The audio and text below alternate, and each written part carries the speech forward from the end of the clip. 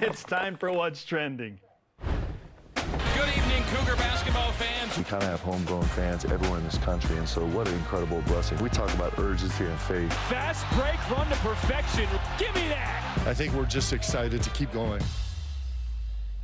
You know who else is excited to keep going? UConn. They won their 6th national championship last night. Holy cow. Back-to-back for the first time since Florida did it in 2006 and 2007. It was boring. Domination.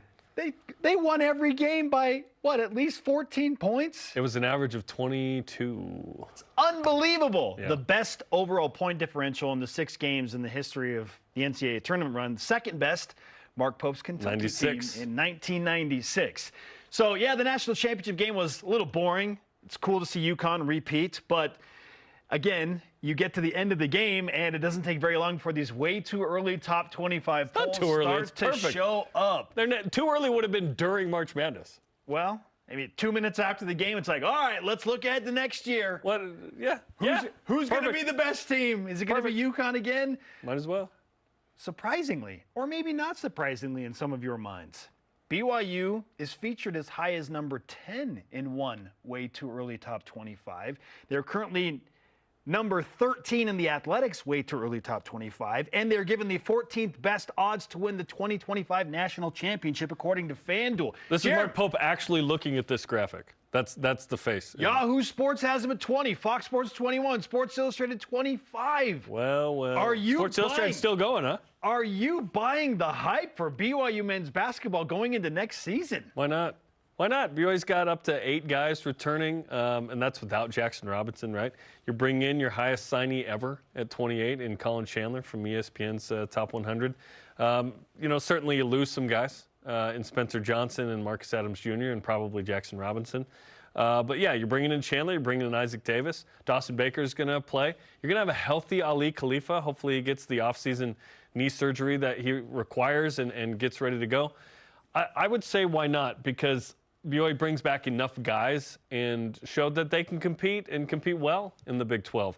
If you operate, and I've said many times this, that BYU does operate better from a known beliefs and a standpoint, well, that's a negative if you're being hyped up in that case.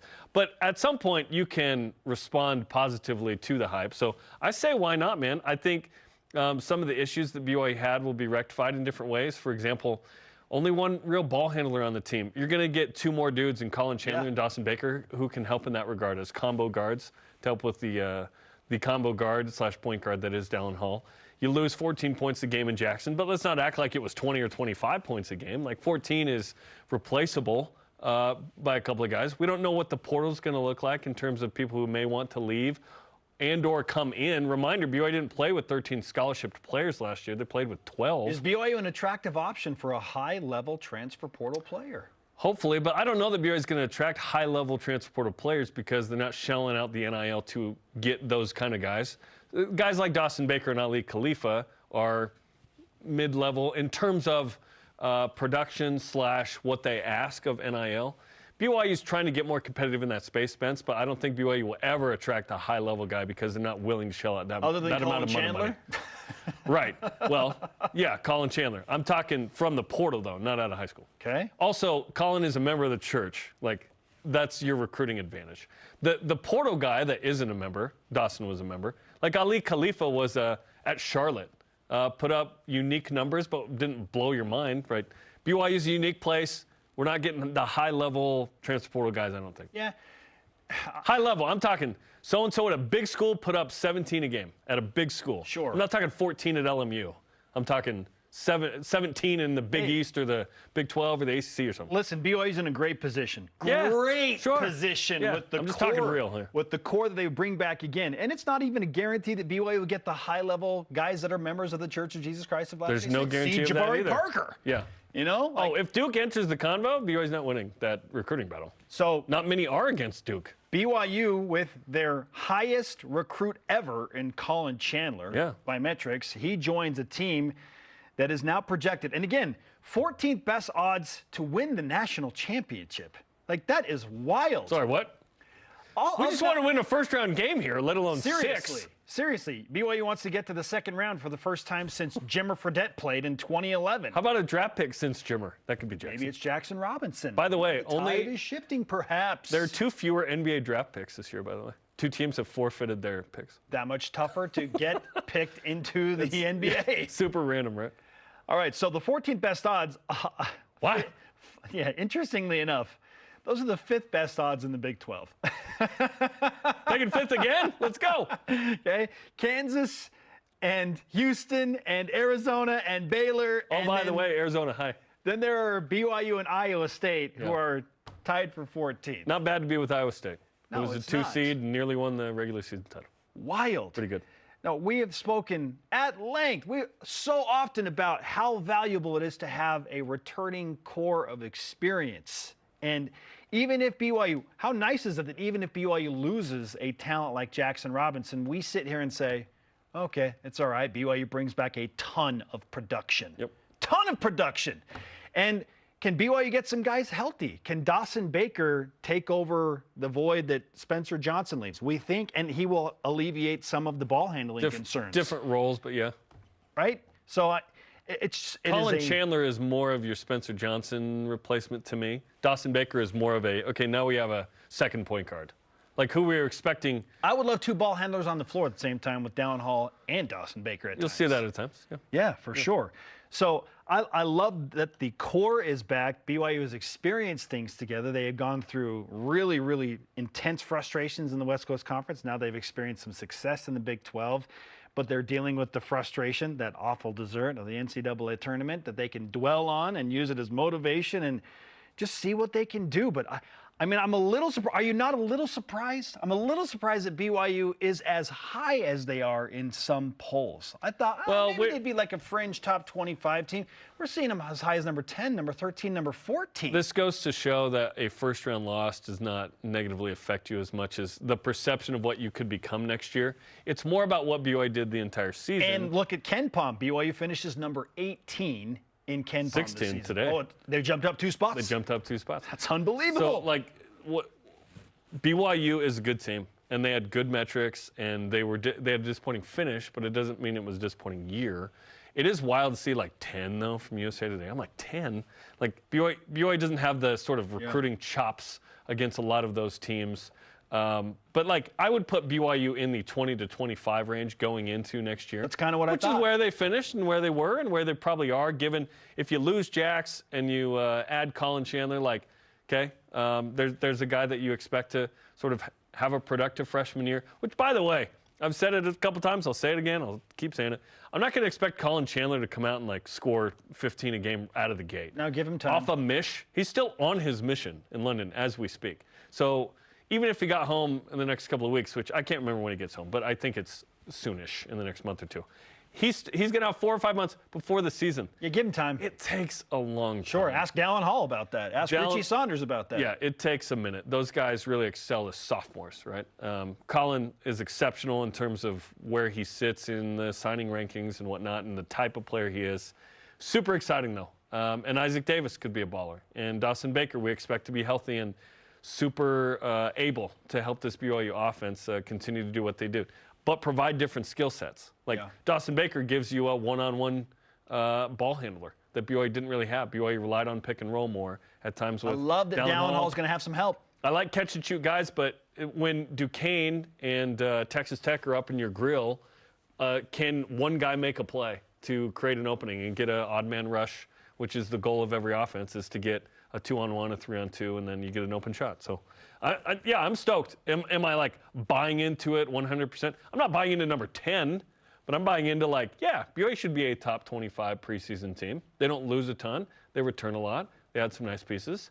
That's the formula for preseason prognostications. Yes. I'm buying into the idea that BYU can be a top 6 or 7 Big 12 team, even though the conference is expanding to 16 teams. I feel like BYU, because they return essentially what they were last year. If they replicate it, yes. There's no guarantee that it's the same. The Marriott Center's not all of a sudden going to become easier to play in for opponents. Right. What you have to do is you have to be as efficient as you were last year. You have to win the games you won last year. You have to also lose the games. No bad losses. BYU had 0 bad losses. I am up for the idea that BYU could be better than last year. They could also be worse. There's that option as well. But, if BYU kind of builds on what they had this year and uses the motivation of the frustration of the end of the year, they could maybe be better. What if Colin Chandler is amazing and then he's one and done? That would be the best if Colin Chandler was so good and BYU made a run that he was one and done. That'd be amazing. Hey, 2 and done when Dallin Hall is a senior point guard, and maybe there's another essentially core returning from something special that they do next year. I don't know. Maybe I'm getting greedy. A core is nice for sure, and if you feel like you have a better shot at BYU, especially of core and experience equals better shot at being better, yeah, absolutely. You don't necessarily need it though. Yeah. 2021 football, you lost a lot from 2020. You did retain some core, but you lost 5 draft picks and 7 to 10 dudes. Yet you were able to have a tremendous 21. So it doesn't always mean exactly what you think it means, but hey, we'll take the core returning. We'll take an influx of talent. Absolutely. On that 21 squad, BYU still had 4 draft picks that will eventually go to the NFL. The build of 18 and 19 of the struggle of 7 and 6 was tough. Let me add this, and I need to clarify. When I said 0 bad losses, according to the tournament sheet, BYU had 0 quad 3 and quad 4 losses. And this quote, just marinate on this as we move into topic 2. The Cougars will have one of the best benches in college hoops. This is a dream scenario for Mark Pope. This is from The Athletic. Pope, has an old team with awesome chemistry, and he adds a guard, Colin Chandler, with pro potential. Why would Mark Pope leave, Jarom? Why would he leave? Well, if it's $7 million, something. Bench points were 5th in the country, 33 game. Really good. Really good. Topic 2. Alabama head coach Nate Oates came out with a statement saying he's staying at Alabama. Wasn't a denial, though. And Dan Hurley blew off the Kentucky rumors following the national championship. What would have to happen before you start to think that Mark Pope could legitimately lead BYU for the Kentucky job? When Scott Drew and Billy Donovan and Bruce Pearl all turned down the job for Kentucky, then those 3, I start to get concerned. Nate Oates just got a bump to $6.3 million per season. Calipari was making about 8.4, and I know that's another $2 million, but Oates has got Alabama heading in the right direction, and he would owe Alabama $18 million if he leaves in the next 2 years. So yeah, he's not going anywhere, which is why he said what he said. Dan Hurley's going to get a huge bonus this offseason. UConn's going to sweeten the pot for him to stay for sure. He's won back-to-back national titles. He's not going anywhere. But if Scott Drew, who is making about maybe a hair over $5 million per year at Baylor and only has a $4 million buyout, if he's a guy that I think could absolutely end up at Kentucky, if he turns it down and then Billy Donovan decides to stay in the NBA with the Chicago Bulls, now I start to get a little bit concerned because Kentucky's high-level targets are all going by the wayside. They're staying with their respective teams. If Kentucky's going to reach on somebody, I feel like they would reach on one of their own, which would be Mark Pope. The son returns home to Lexington. So if Bruce Pearl, Billy Donovan, and Scott Drew all say, nope, staying where I'm staying, then I start to get a little bit concerned that Kentucky may reach on Mark Pope and be like, look, we want you to come home, come lead this team, come work with no honor code and plenty of NIL money and no recruiting stipulations as it pertains to how tough it is to get into BYU. Just come to Kentucky and win basketball games. That's when I would get concerned. Maybe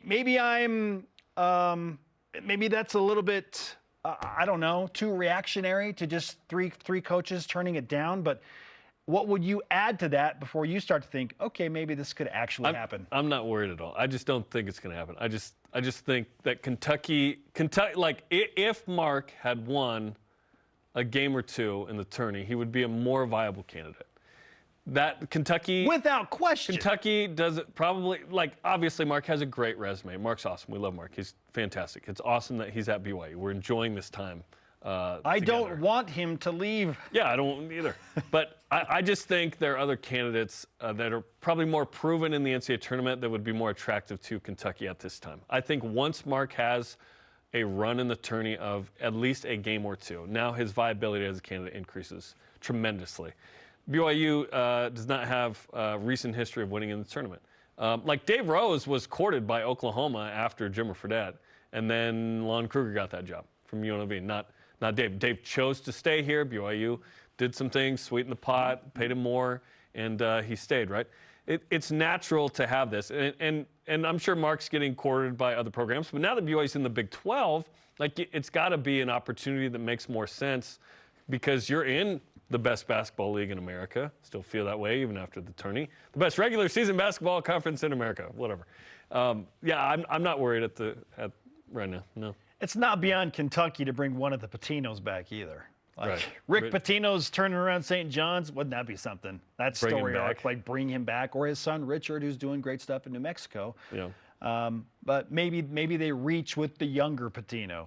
I don't know. I'm just telling you, like, I would start to become a little bit concerned if those high-level guys all said no. It's like, okay. Obviously, as NBA, like playing in the NBA and having success at a program like BYU, yeah, those are all great things. I'm not saying he's like not a candidate. I just think there are probably a longer list of candidates who have gone to or won in the tourney or have some connection that could be attractive as well. Yeah. I'm not concerned. I had some excessive warriors texting me last night. Well, if he leaves, then who's out there? It's not like the pool's big.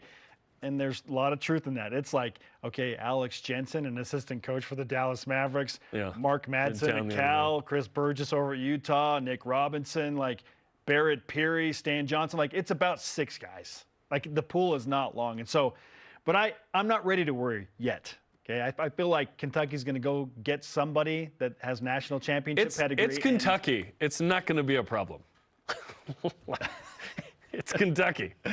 You wave that amount of Benjamins in front of people, they come flocking. Hey, Mark Pope and BYU have some business to take care of in the tournament next year. Win a game, maybe get to a Sweet 16. Let's Get to a Sweet 16, Let's and go. there'll be lots of opportunities. Our